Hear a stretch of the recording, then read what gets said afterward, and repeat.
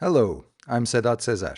Today, Monday, March 30th, and it's the first working day of a new week, and for this channel, the first day of something else entirely. Starting today, this briefing goes daily, every working day, Monday through Friday.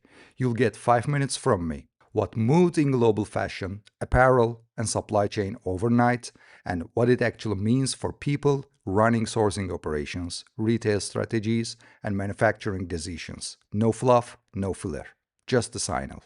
I'm glad you are here for day one. Let's go into it.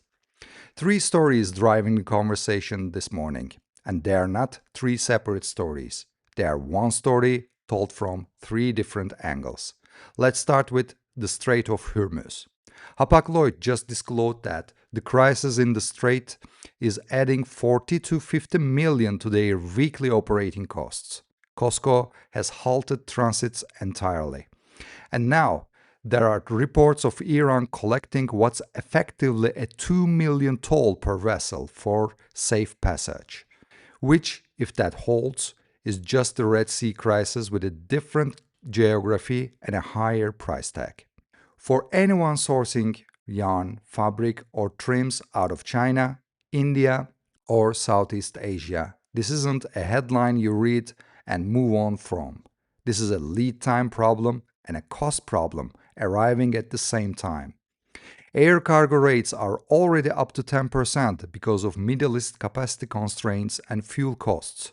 Hugo Boss confirmed it's affecting their supply chain directly. The moment you shift from ocean to air to protect your delivery windows, your margin math changes fast. I've seen this pattern before. The Red Sea rerouting in 2024 added weeks and dollars that brands absorbed quietly at first, then couldn't anymore. Hormuz is the same playbook: tighter geography, higher stakes. If you haven't already stress tested in your inbound cost assumptions for Q3 and Q2, now it's the time. Which connects directly to what's happening on the demand side.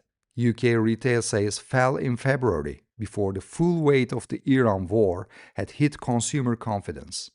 Next and H&M have both gone public with warnings about consumer spending if the conflict persists. And Bloomberg is now flagging a real stagflation risk across the EU, energy shock pushing inflation up while growing slows down. Here's the part that matters for everyone exporting out of Turkey or any other production hub. The UK and the EU together represent the largest single destination for Turkish apparel exports. When both markets signal softness at the same time, you don't have a bad quarter problem.